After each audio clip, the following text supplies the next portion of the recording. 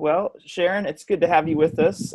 We are celebrating Easter today, and we thought it would be really cool to share a little bit of a story that's been a part of our church and ways that you have been helping. And Sharon's one of the people who's actually doing both. She's been helped, and she is helping other people. And so we just wanted to interview Sharon for a little bit here and talk a little about what's been happening in her life. So Sharon's been a part of this church for a while, for several years, and she actually has been a part of the church with her husband for many years as well. She has 3 teenage kids, and she's helping with our student ministry, and she does a great job with that, connecting with our students, our middle school and high school students, and we're really glad to have her as a part of our church.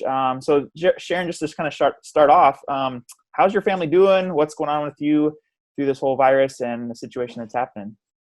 Most doing really well. It takes a little adjusting when suddenly your kids are home, that we're in school, and kind of figuring out like how many hours a day should they be doing schoolwork, and are they doing enough? Are they doing too much? And then my oldest got sick just about a week into the lockdown.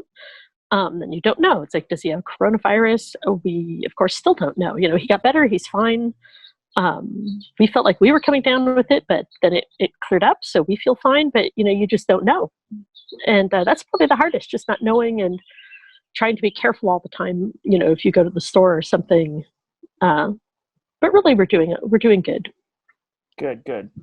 So I just wondered if you could share a little bit about how your family has been impacted, how people in our church have helped you through this, and a couple of the situations that you told me about earlier. Well, one of the big ones is just we've had really great support. I was just a couple of weeks ago, I was not feeling well. My son was sick, and thinking, what am I going to do? My mom needs some groceries. She's in an assisted living. They're on a really tight quarantine.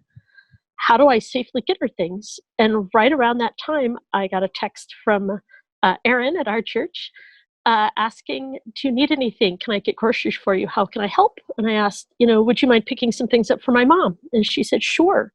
Not only did she pick up the groceries for her, she took them back to her house and sanitized everything so it was completely safe, and then dropped them off at my mom's complex so that she could, have her things that she likes, and feel like she's kind of having some normalcy at a time when she's not able to get out at all and not able to come to church. And then I also have another friend also from our church, Stephanie, who checked in, as like, do you need anything? Can I bring you anything? She found rice when there was no rice on the shelves. She found toilet paper and hand sanitizer when those were very scarce, and brought them to our porch. So I've just seen that love from people in our church, and that support, when we were kind of stressed and weren't sure how to get out and get things. Yeah. Oh, well, I'm glad to hear people are helping. And those are all things that I had no organization or orchestration behind. Those are all people just doing what they do and helping. And I was thinking about your mom the other day too. I haven't seen her now for several weeks and miss seeing her, but glad that people are helping. Also, though, transitioning, your family has also been helping people as well. So you've sort of had some people help you, but your family's doing some cool things. Would you mind sharing some of those things that you're doing to help others? Rich, a couple of years ago, got into 3D printing. We've got a 3D printer, and mostly it's just been like little school projects or cat dishes, or, a little new drain thing for the bathroom sink, things like that. But he heard about a project to help make face masks, face shields for doctors, where they have like a plastic frame across the top and then a clear front. And he hooked up with a local organization that had access to the shield part, but needed help making the kind of brackets that hold it across the top, that's sort of a headband. They were working with local doctors to design it the way they'd like. So he and a bunch of others just started running their 3D printers night and day, printing out these parts. And then he found out that the same group was making face masks. So that I just started doing that today. They'd given me some of the fabric a while ago, but I kind of waited till we were all well. And so that's just a little thing on my part, but the face shields has been pretty big. Yeah, that's awesome. And then just little local things like, we took our walk in the neighborhood, and I saw a neighbor out working in his yard who was older, and I realized, maybe he's not going to be able to go to the store. So I kind of had a careful conversation with him and found out that, he could use some things that we were able to drop off for him. Wow, that's great. Yeah, I've really, again, even with that, that's been stuff that I haven't had to be involved in, and you guys have all sort of done it organically, and many of you out there as well have been doing some great things. And this is just one story we're able to share with you. Kind of Sharon, as we wrap up, I just wanted to see if there's some things that maybe you feel like you've been learning through this. I mean, obviously this is still going on. We're still figuring out how to deal with this new normal, but I'm curious what you've been learning about yourself, about God, your relationship with others. Just a lot of it is just trusting God day by day, because He provides sometimes in really funny ways. I went into the store kind of near the beginning of it, and like I mentioned, rice was just cleared out. I found one little bag of rice on the shelf, brought it home, and then Stephanie brought me this large bag of rice that we've been using.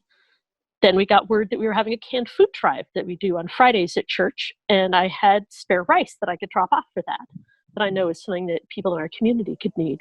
Mm-hmm. And it had been the one little bag on the shelf, or my neighbor needed toilet paper, and the day before I had just found, the one package in the store the lady had handed me. And we had plenty, so I had it to spare. And so I've just seen God working just in little things where you don't even notice it at first, and then afterwards you catch the meaning. Mm-hmm. And similarly at home, just with our family, I really felt God's presence and His blessing. Sometimes it gets tense, or it's hard being all at home together, but I really felt God's goodness and love. Very good.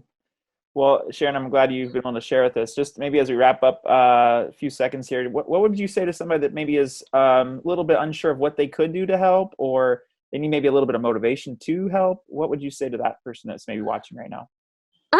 Just you'd be surprised at even just the little things that can help someone. Even if just a kind word to a neighbor, passing 8 feet away. Mm-hmm. But I also want to remind people that prayer is doing something. I mean, not everyone can go out to the store. A lot of people should stay home. If you're older, if you have a health problem, stay home. But God will hear your prayers, and He will use them to bless other people. The Bible says that the prayer of a righteous person is powerful and effective, and your prayers are powerful and effective. Mm-hmm. If you can help in some physical ways, great, do that. But if you can't, don't feel left out, because your prayer will be empowering someone else to do the physical things that you can't do right now. That's great. That's a good word for us. Well, thank you, Sharon. We're really glad to have you part of our church, and also I'm thankful for Melanie and Aaron, who helped your family out, and we just are glad to be able to share this story with you. So thanks a lot. Thanks.